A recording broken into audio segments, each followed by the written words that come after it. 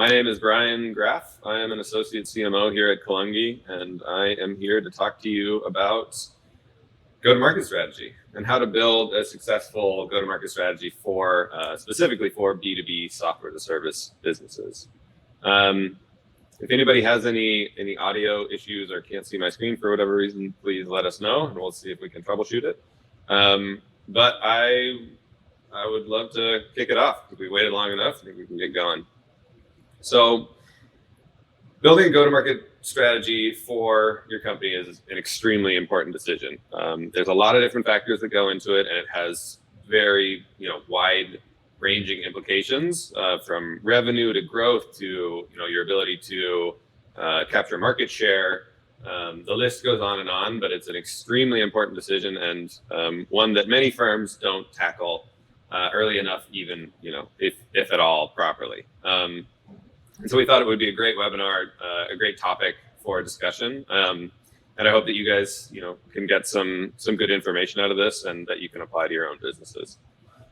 So let me just take the next slide. So today we're going to go through a few different things, and we're going to take you through the agenda that we actually use with our clients. So whenever we start an engagement with a new company, where we are going in and basically becoming their entire marketing department, we will host what's called a go-to-market workshop. And what that is basically a way for us to A, get to know the company, obviously, but B, help them to solidify a go-to-market strategy that we can then execute on going forward to help drive demand, build brand awareness, and everything like that.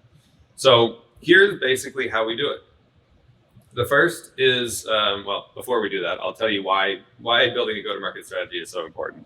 But then we'll go into what we like to call, SaaS growth planning, which is basically giving you a framework to help understand what your growth goals are and how you actually think you're going to accomplish those goals, and in what sectors, to help separate it out into digestible chunks that you can action against.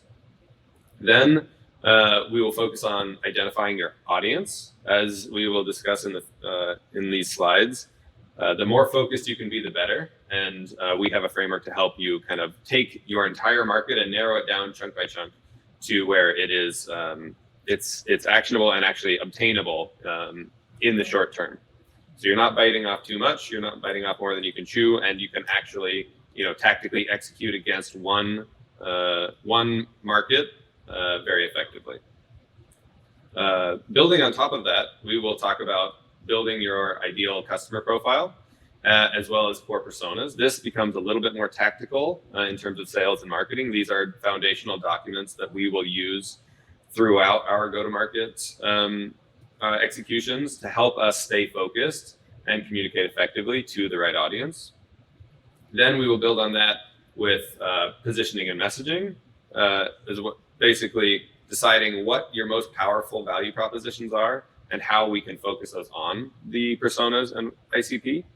And then finally, once you have all of that information, what actual go-to-market strategy or what factors do you need to consider when selecting your go-to-market strategy? Basically, how much do we want to rely on sales versus marketing? What channels do we want to use? Things like that. And that'll wrap it up. We'll have a few polls throughout the presentation to hopefully help keep you engaged.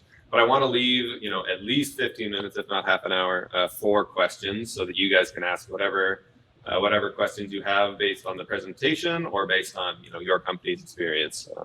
I will be here for the entire hour to answer any of those questions. Okay. Well, let's begin then. If you have any questions at all, feel free to put them in the chat, and we will either Vaughn will, who's helping me out today, will address them in the chat, or I will tackle them after the presentation. Alrighty, let's do it. So first, let's start with a poll. Does your company have a go-to-market strategy right now? Just out of curiosity. Look at you guys go. This is great. Okay, so based on our initial results, it looks like most of you do. That's great. Some of you don't, which is also fine. You're in the right place, right? I think that this presentation can have value for both, right? I think if you don't have a go-to-market strategy, this is a fantastic way for you to begin that process and to help your team identify and build one. If you do, I'm hoping that this will help you refine your go-to-market strategy and will help you to stay focused on the right verticals, the right segments, and attack them with the most effective messaging and positioning to make your business as profitable as possible. Increase your ability to grow, increase your ability to grab market share, things like that. Thank you for humoring us in that poll. That was really useful. So first and foremost, right? Why is a go-to-market strategy so important? Anyone can, spin up a Google Ads campaign and go to market. But why is it so important to spend so much effort early on this strategy? We basically, there's more points than this, but we like to distill it into 3 basic points. One is growth, right? Your go-to-market strategy is the overarching strategy of how you will sell your product, and choosing the right one versus the wrong one can make or break your ability to grow within a market, which can have huge consequences, both financially, resources. There's a big impact of this. This decision has a big impact, so it's really important to take it seriously and to spend the time to make sure you're going in the right direction. The second is efficiency. Like I said, the go-to-market strategy can be expensive. It can be time-consuming, and making sure that you spend the time up front to basically sharpen the axe before you chop down the tree is really important, because taking the time up front will allow you to move forward much more efficiently. Once you have that strategy set, you'll be able to know exactly who you're targeting. You won't have to spend time bouncing between audiences. The messaging that you have will be, as effective as possible. Things like that. It will make you much more efficient in going to market. And finally, targeting. This sounds negative, but it's really important to hit your audience where it hurts. And what that means is use messaging that targets their pain points, what they really care about. We like to use what's called a fears and dreams model, which I'll talk to you about later on in this presentation. But using messaging that actually pushes on things that people really care about is critical. I will say this again later in the presentation, but people don't care about you or your company. They care about what you can do for them. And so adjusting your messaging to fit that model and to cater to that will make you much more impactful, and will allow you to execute on your go-to-market strategy that much better. All right, so let's start it off. So this again is the beginning of, basically, I'm not going to take you through the actual workshop that we do because that would take too long, but this is the outline, right? And these are the exercises that we use in order to take clients through the process of building a go-to-market strategy and making sure that it's the best one. The first one is we use what's called Ansoff's matrix, which is basically a 2x2 matrix that helps you to lay out how you plan on growing your company. What we like to do is basically have our clients give us a revenue target for the year. In 2022, we want to hit, X number in annual recurring revenue, right? And once they do that, then we'll ask the question, okay, how are you going to generate that increase in revenue? Where is that actually going to come from? And that builds a really good discussion on what are the highest priorities for growth for your company for the next year. And we'll usually plot each of the topics that a client comes up with on this matrix. So you can see quadrant 1 in the bottom left-hand corner is what's called marketing penetration. That basically takes your current customers and your current offering, and that basically matches those two and says, what can we do to increase revenue with what we have, with the market that we're in and the offering that we currently have. Then you can see in quadrant 2, we move into the product development stage, which is basically where we are targeting our current customers. We're staying in the same market, but we're going to build a new offering in order to increase sales, whether that is improving our current product building a completely new product for the same customer segment, or something else. Anything that involves product development while staying within your current market will be in the second quadrant. The third quadrant is what's called market development, and that is basically using the same product and going after a new market, entering a new geography, entering a new industry, anything like that. And then finally, the fourth is diversification, which basically means you're building a new product for new customers. We also will call that a pivot. And what you can think about in this matrix is the bottom left-hand corner is what we would call a short-term go-to-market strategy. And that means basically within the next 6 months, you can action on this, right? We will typically in our engagements tackle the quadrant 1 first, because those are the lowest hanging fruit. And those are the easiest ways for us to get quick wins and get some traction towards our the big ARR goal that I mentioned at the beginning of this slide. Then quadrants 2 and 3 are typically a little bit more mid-range. Those could be kind of 6 months to a year, right? If it involves product development, it needs to obviously align with the product roadmap. And then, entering a new market is a significant undertaking and requires some serious timing or prep work and timing. And then quadrant 4 is typically longer range. But basically what we'll do is once we get all of the initiatives out on the board, right, we'll have our teams vote on what is the best initiative, right? Each person has 5 votes, and you can cast them throughout the initiatives that were placed on the board. And then that gives us a really good idea of what the team's actual priority is, what's most important. And obviously, as you are implementing this throughout your team, you can have discussions on what's the right initiative, why certain things should be prioritized higher than others, et cetera. But this is a great point at which you can have these conversations in a really productive way. Okay, so once we do that, we have a general idea of where we want to go, right? We have our big ARR number, we have some initiatives to get us there. But what is very tempting to do, and what we will urge you not to do, is to spread yourself too thin trying to get to that ARR number, right?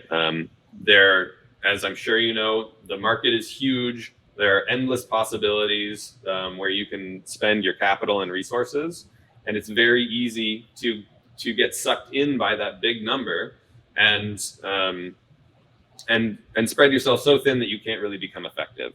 We argue that you need to focus on one thing at a time, basically eat the elephant one bite at a time, and take what you prioritize as the highest initiatives in the previous exercise and really focus on them. Try to focus on one market if you can, right? So that you can be as effective as possible, and then use the momentum that you gain in executing against that market to build onto new markets in the future.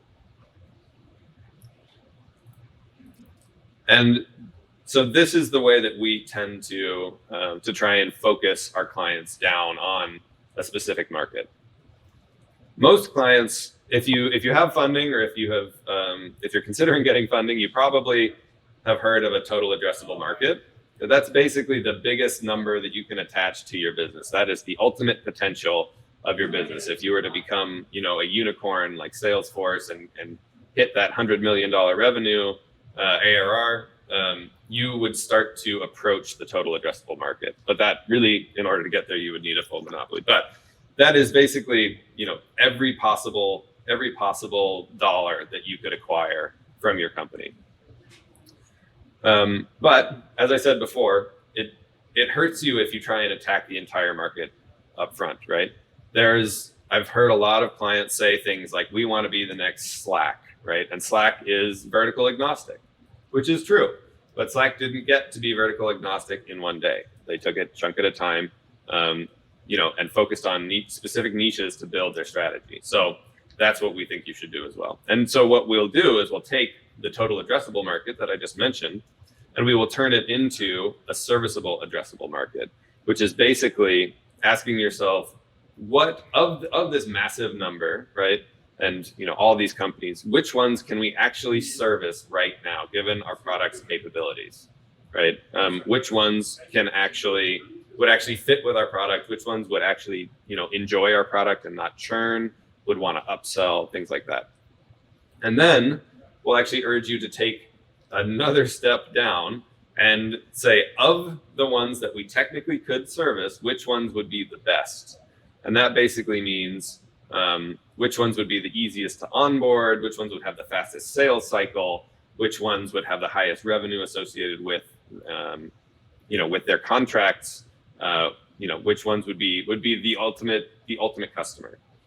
And what that basically comes down to when push comes to shove and we have to pick industries is we'll take a look at fit versus friction of the companies within the industries, right? So if you're an established company, this basically means you can take a look at your current customers and basically take a look at these two attributes, which friction is basically speed of acquisition, right? So how quick are the sales cycles? How many hurdles does your team have to go through in order to get a deal, right? Versus fit is once they're in the door, right? How easy are they to service? Are they nightmare clients that have custom requests, or do they love your product the way that it is and will refer other people without your customer success team having to work too hard, right? Another thing in fit that's worth mentioning is, do you have a beachhead in that market? Which basically means, do you have momentum within the market that you can capitalize on in order to make, do you have testimonials? Do you have referrals within that market to make your life much easier in selling to other people or other companies within that industry? All of this basically boils down to your ICP. This is all just a big exercise that we will use to get to your ICP, which is called your ideal customer profile. And what we basically mean when we say ideal customer profile is, if you were to imagine the best profile or the best customer that you could ever ask for, right? They have the shortest sales cycle, the ultimate average contract value. They're easy to service. They'll refer other people. Your solution was built for this company.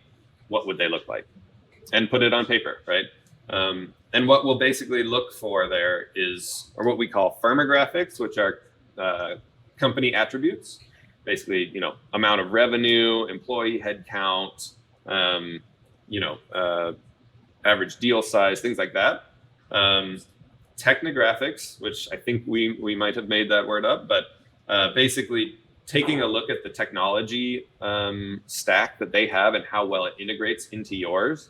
Maybe they use a software that you have a special integration for, and so that's something to look out for. Maybe they use a software that or maybe they don't use a software that your company cannot integrate with at all, right?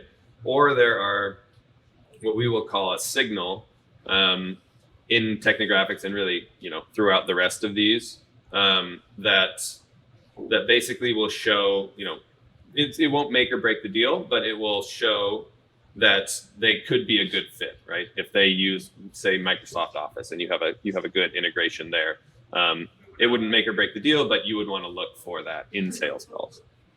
Other factors to take into account are geographics. Where are they in the world? Are you only going against companies in the US, or are you international? Things like that. What budget do they need to have in order to be successful or have a successful outcome in sales? And then, what is the job to be done? Where do they fit within an industry or anything like that would allow you to basically segment the customer into a profile that, again, would make that dream customer for you. So that will basically allow you to come up with, again, an ideal customer that you can shoot for, right? This will help you to validate companies that come in. It will help you if you're doing outbound sales or marketing. Will help you know who to look for, and it will give you a very specific direction to go as you start to develop and execute your go-to-market strategy. Next, we have personas, which is basically the people who the people who inhabit the companies that you're trying to target, who you will actually be selling to. So thank you guys for filling this out. It's very useful for us to have how many personas you have. It looks like there's a decently wide range, which is pretty interesting. And I think depending on the industry, that it makes sense, right? Some less sophisticated sales will have less personas. Some more sophisticated sales will have more. I think that while it does definitely depend on the industry, and you guys can be the judge of how our model works, we do like to have a model where we will go after 3 personas within each industry. And sometimes we have a few, like 1 or 2 more, sometimes we'll have 1 or 2 less, but we like to break down the B2B sales process into 3 different types of people. One will be the user, which is basically the main beneficiary of the solution that you're selling. Basically, they will use your solution to learn something new, be more productive, enjoy their day more, make more of an impact, things like that. And they will ultimately get the most benefit out of your product. I'm going to take a step back here. We like to say that the only real difference between business to business marketing and business to consumer marketing is that you are in business to business marketing, you are trying to convince somebody to spend somebody else's money. And that's basically the model that we're coming up with these 3 personas. The P1 user will be the ultimate beneficiary, right? They will gain the most by using your software, but usually those people don't have the purchasing power or the budget to be able to actually pull the trigger themselves and buy your product. And usually what will have to happen is they will have to sell your product internally to their supervisor who does have the budget and who does have the power to make that decision. And that is P2. P2 is typically the supervisor, as you can see, usually the buyer. They do have purchasing power, but they need to be an advocate for P1 in order to want to spend that money on them, in order to spend the capital to make sure that they're successful.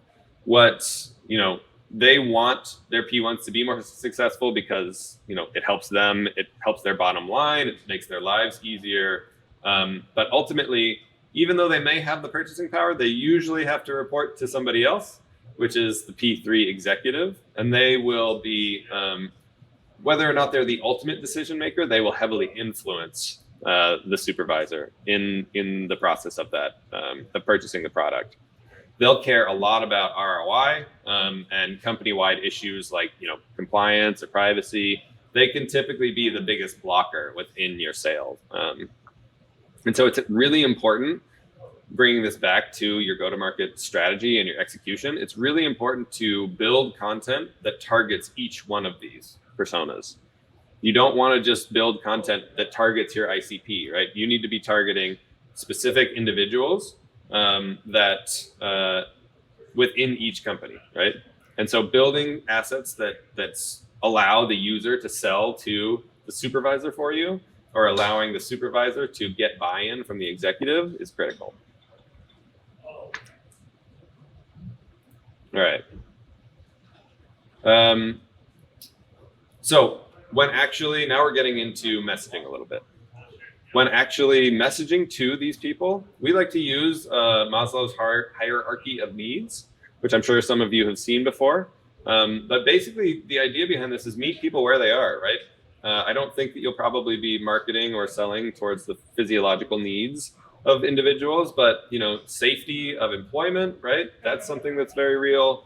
Love and belonging, esteem, allowing somebody to level up their career. All of these things are very real cares that people have, and they are places that you can meet them that will make your messaging very impactful. And so we like to, when we're building messaging, keep this in mind to make sure that, again, we are focused on what people actually care about.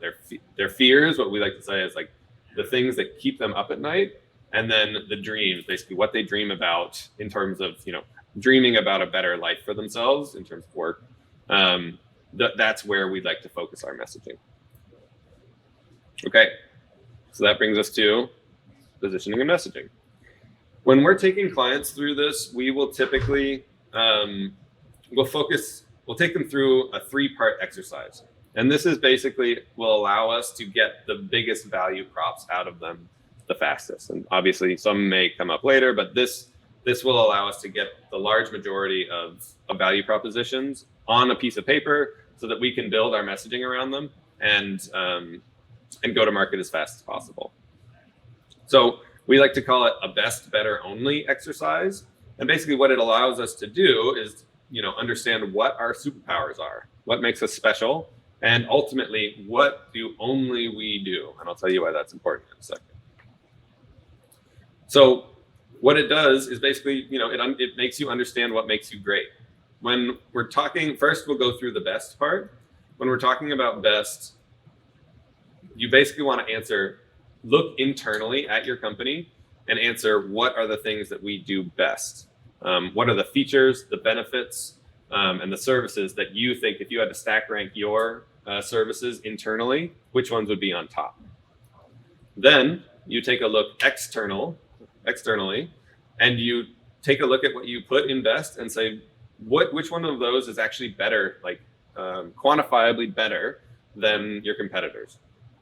Where can you measure yourself? You're faster, you're cheaper, more comprehensive solution. Where can you stack yourself up against competitors and clearly beat them? That allows you to basically position yourselves against competitors to make sure that that you are differentiated in the market. And then finally, this is the holy grail of messaging, but what can only you do? What is it that only your company can do and no other competitors can do? And this one can seem daunting for some companies. Some companies have them just outright, and that's great. But what you can do with the only is take some of the messaging points from the better section and actually give qualifiers to them until they are only. So Kalungi likes to call ourselves, the only, fractional CMO and marketing agency built for business-to-business software companies. Right? So could we say that we're the only fractional CMO and marketing agency? Maybe not. But since we've defined our focus, like I was talking about in the beginning of this presentation, it allows us to make those claims and back them up, right? And position ourselves really well within the market. Okay, I know we're about halfway through. I have probably a handful of other slides that I'll try and cruise through, and then we can get to questions. But basically, once we have our general value propositions down, this will allow us to start to position our product. And what that means is we can use the value propositions that we've come up with in the last exercise to compare ourselves against the competition in a way that our personas, our ICP and our personas will really care about, and will make a difference for them. We won't get lost in the noise this way. We'll stand out where it matters, and it will allow us to really frame the way that we present our company to the market effectively. We like to use what's a diamond analogy, which is basically, I think the analogy is you have to get a bag of diamonds from JFK to Newark. How are you going to do it as a consumer? There are multiple options for you, right? You can see here, there's a variety, and I'm sure that there's many more than this, but for simplicity's sake, let's use these. And you could feasibly use all of them, right? But they all have risks and they all have benefits, right? If you're looking for cost, maybe the United States Postal Service is the best, right? Or, cost and you care about security, maybe you do certified mail, right? But if you're starting to look at speed, maybe a bike messenger is the fastest, but maybe not as reliable as certified mail, right? Then you have UPS and FedEx, which kind of are a little bit more secure and a little bit faster than the United States Postal Service, maybe not quite as fast as the bike messenger. And then you have Brinks. So if we were Brinks, the armored car company, if we were Brinks, we would position ourselves in terms of security and speed, basically saying no one will get you the diamonds across town faster or more securely than we will. And that allows us as Brinks to stand out from the crowd. So going back to our personas and our ICP cares about security and speed. And if you care about those things, then nobody else compares to Brinks. That's kind of the exercise that you need to take with your company, with the value propositions that you've come up with in the best, better, only exercise, combined with the personas and the ICP that we came up with earlier. This will allow you to basically map you versus your competitors on a couple vectors, and I would actually recommend doing this with a few different variations of value propositions on each axis to allow you to kind of give yourself an honest opinion on where you stack up and where you beat your competitors and maybe where you don't beat your competitors. And that will really influence how you bring your product to market in terms of messaging and positioning. Now that we've talked through all this, do you typically write towards specific personas when you're creating content, or do you tend to go after a general audience? Okay, it looks like most of you are yes. This is perfect. Looks like one no and one I don't know, which is totally fine. I think this is something that a lot of the companies that we work with don't have figured out, but it's something that's really important. And there's a whole other webinar that we could do on SEO, search engine optimization. But when we will create our content calendars, we basically pair the need for SEO or search engine optimization and targeting personas. Those are the two biggest priorities for us when creating a content calendar. And so it's really important to take the personas that we discussed above and build content specifically for them, for those fears and dreams that will be really impactful. Okay, so now we're getting into actual messaging. I wanted to give you guys this slide because it's, we have right now, if you take all the exercises that we've done so far, we have a pretty good foundation to go to market with, right? We know who we're going to target. We know what companies we're going to target. We know who within those companies we're going to target.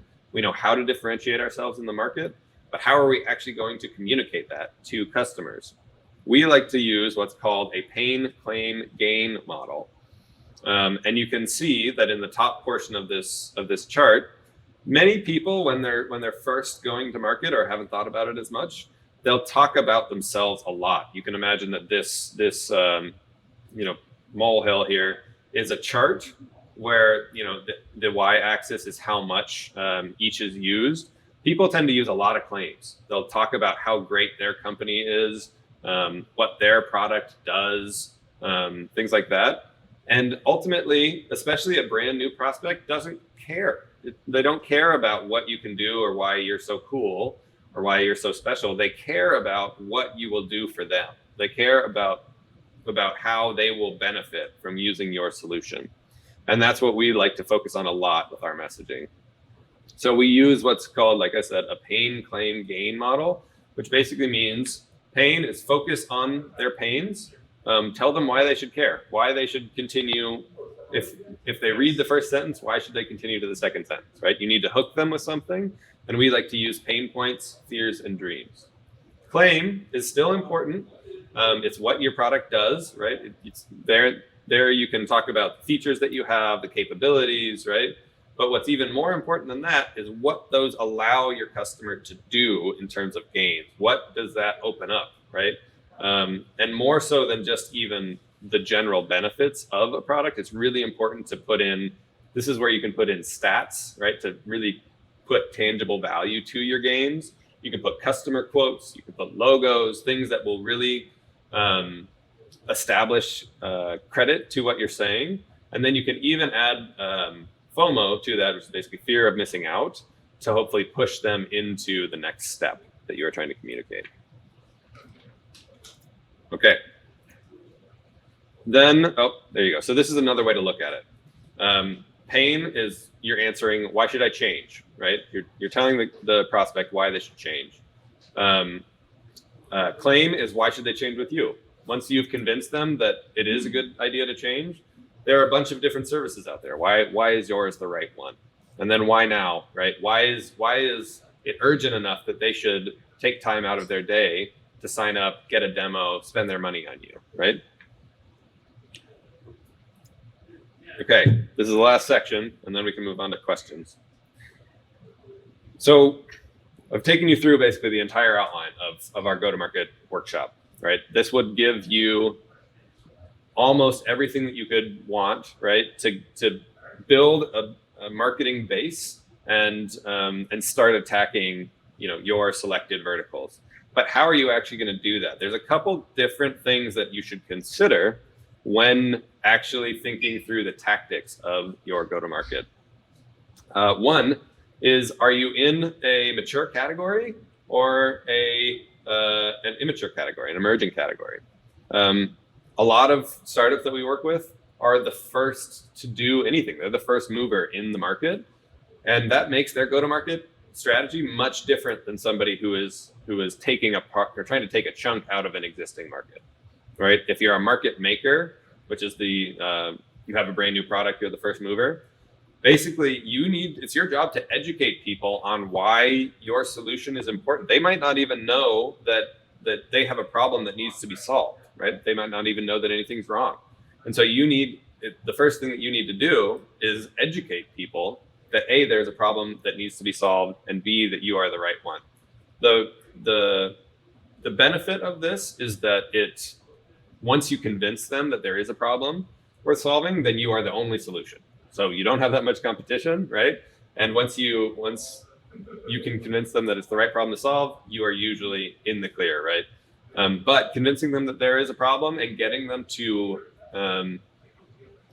find you can be tough, right? Because they might not be searching on Google for a problem they don't know exists, right? You might have to go find them to convince them that there is a problem. The market shaker is, kind of flips that on its head, right? There's usually a lot of competition, which you'll have to basically niche down and carve out a chunk of the market for yourself, which is why positioning, like I mentioned above, is so important, and defining your ideal customer profile very tightly is so important. But if you can do that successfully and use your own leads, your positioning to really differentiate yourself, then you can basically carve out a niche. And what's great about that is that people are already searching for your category, right? People are already searching for the problems associated with it. And so you just need to find the right niche, and then you can differentiate yourself accordingly and carve that out. Finally, once you have that in mind, you are almost home free. But there's one more kind of important distinction that is worth considering. And that is, will your growth be product-led, marketing-led, or sales-led? And that really depends on, now that we've gotten through market maturity, market maturity, that depends on your deal size, right? You can see on the x-axis, your average revenue per unit, what we like to call ARPU, is small on the left, big on the right. You can see elephants here versus fish, or I don't know if that's a trout, but I'll call it a trout, on the left, right? But then you can also look at basically the amount of friction that you put in, right, to the sales cycle, right? If it's self-service, you can usually get away with having a really low average revenue per unit, right? But you're going to have thousands and hundreds of thousands of users, right? And that's the strategy to get those users is much different than maybe saying ultimately sales-led growth that's hunting elephants, right? That involves a lot of wining and dining, targeted outreach, expensive salespeople, things like that, versus something that's self-service with a low ARPU is really more about virality, right? How can we catch fire on the internet and get people through inbound channels to show up to our site where they can self-select and purchase by themselves. There's plenty of different varieties within these two extremes, right? There's you can use product-led growth for these, like I was saying, kind of those smaller ACV deals. You can use marketing-led growth for medium-sized deals. And then once you get into kind of medium and large, then the model usually starts to warrant larger sales teams and larger investments in sales. So it's really important to kind of take all of that into consideration and what that actually means for the channels that you will be executing on when you are building your go-to-market strategy.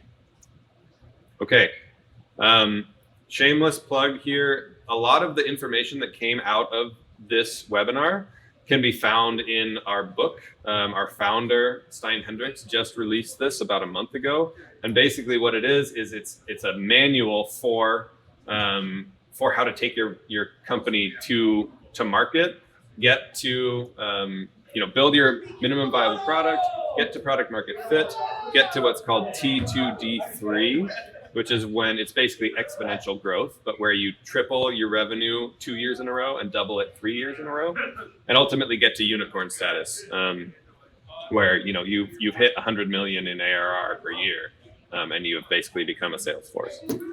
There's a ton of really good knowledge in here. It balances the line between high-level theory and tactical execution pretty well. And so if you're curious at all about that, I think it'd be a very good resource for you.